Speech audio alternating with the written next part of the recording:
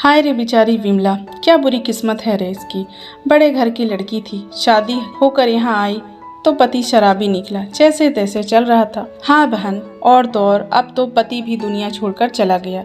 दो बच्चे हैं, पता नहीं कैसे पालेगी। गांव की दो औरतें आपस में बात कर रही थी। विमला उन दोनों औरतों की बात सुन रही थी, पर क्या कहे, सच ही तो था। मैं लाड प्यार से पली अपने माँ बाप की बड़ी बेटी थी। राकेश के साथ शादी हुई, जिसकी अच्छी खासी इलेक्ट्रॉनिक की दुकान थी, लेकिन राकेश को बुरी संगत में ऐसी शराब की लत लगी कि सब खत्म हो गया।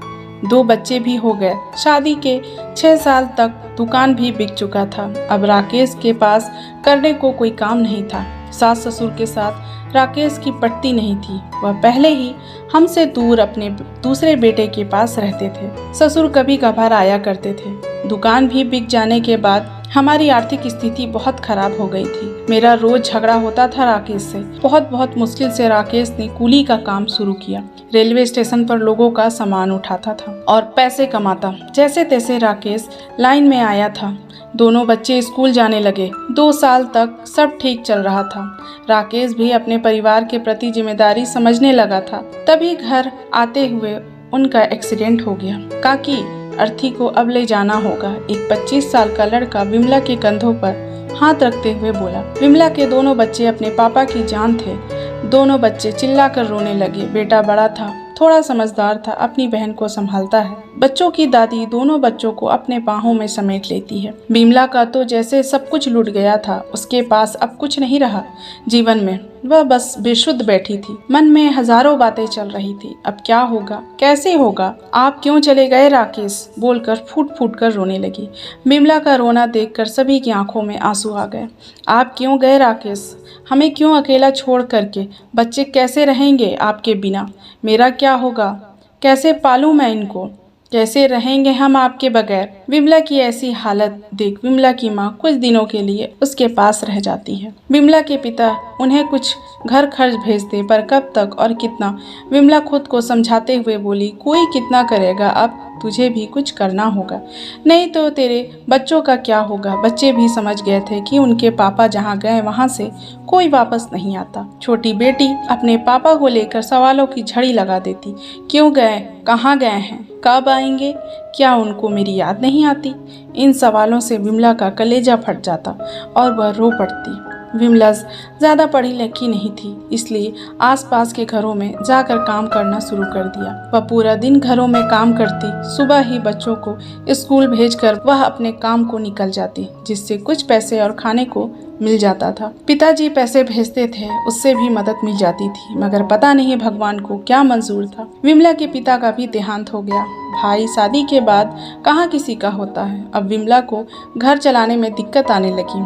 विमला ने घरों के काम के साथ और भी काम करने का सोचा।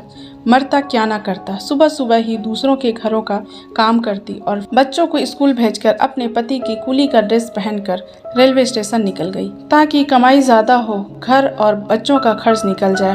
विमला को कूली के कपड़ों में देख सब हैरान हो गए।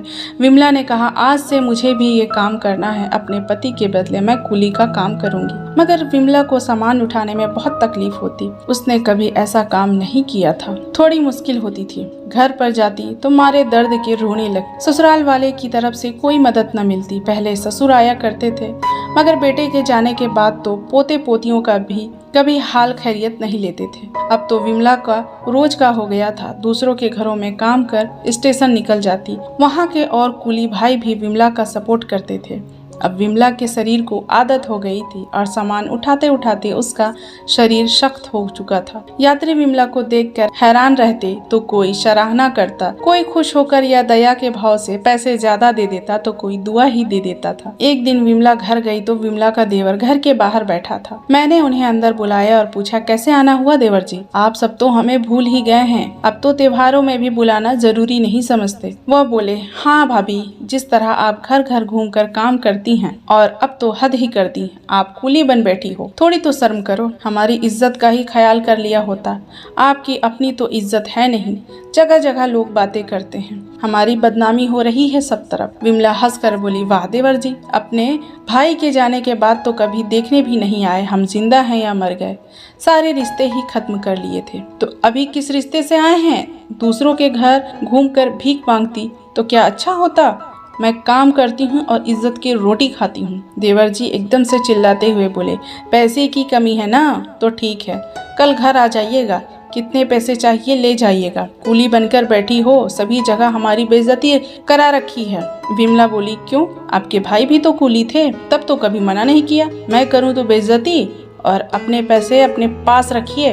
कूली बनकर बोझ उठाना मंजूर है, मगर लोगों के एहसानों का बोझ मुझसे न उठाया जाएगा। अब आप जा सकते हैं। यह सुन विमला का देवर गुस्से से तमतमाता हुआ घर से बाहर चला जाता है। इस तरह से विमला खुशी खुशी अपने परिवार की जिम्मेदारी संभाल ली और अपना जीवन अपने बच्चों के साथ सुखमय व्यतीत करने लगी, जहां रोटी और इज्जत दोनों थी।